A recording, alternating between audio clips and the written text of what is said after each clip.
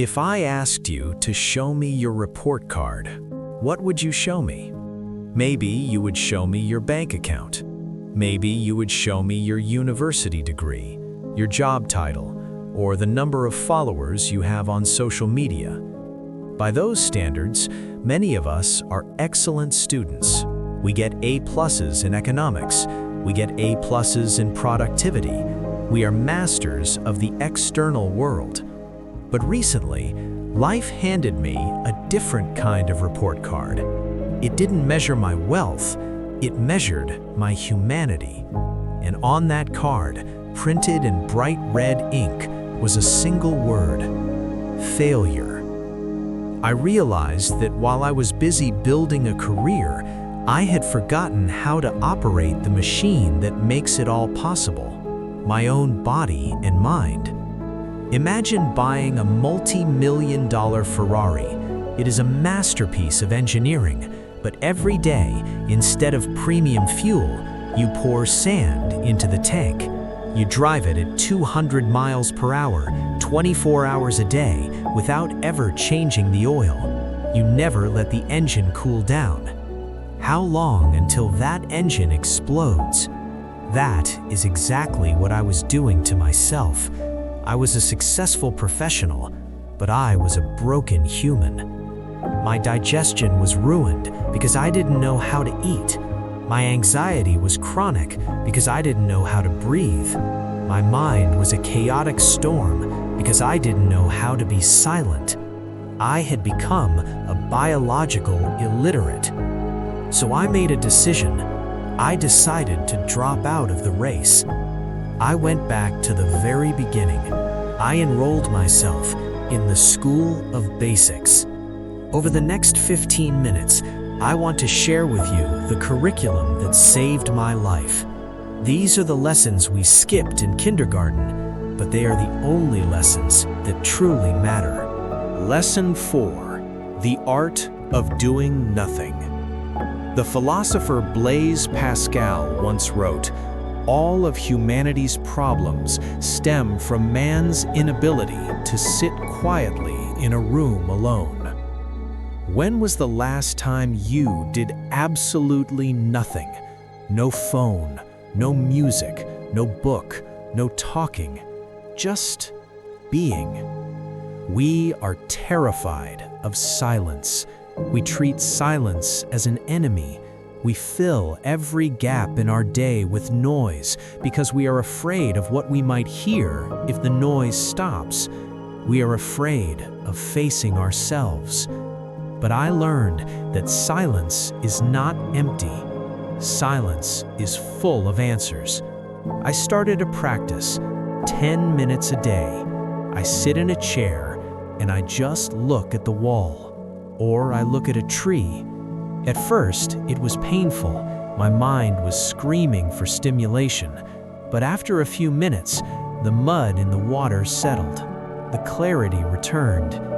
In the silence, I remembered who I was before the world told me who I should be. In the silence, I found my creativity. I found my peace.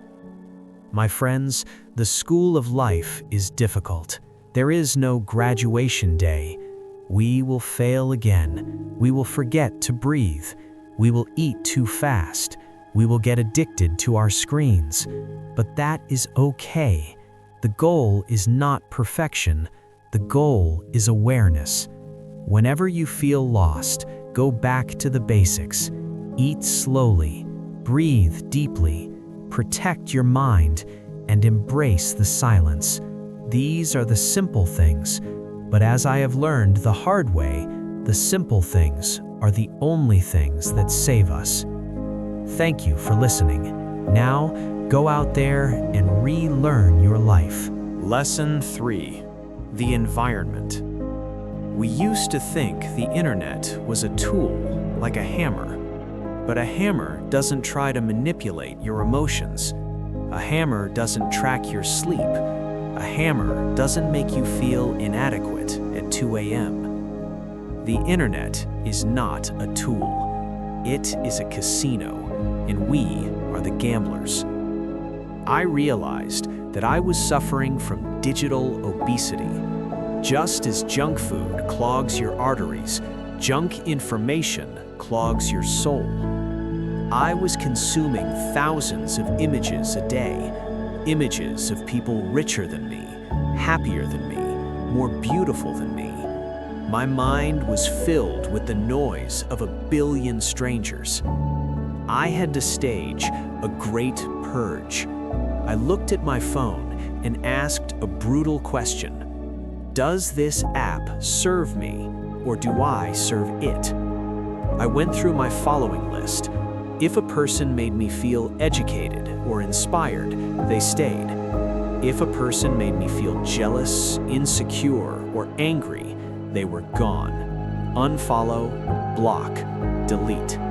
It felt aggressive, it felt rude, but it was necessary.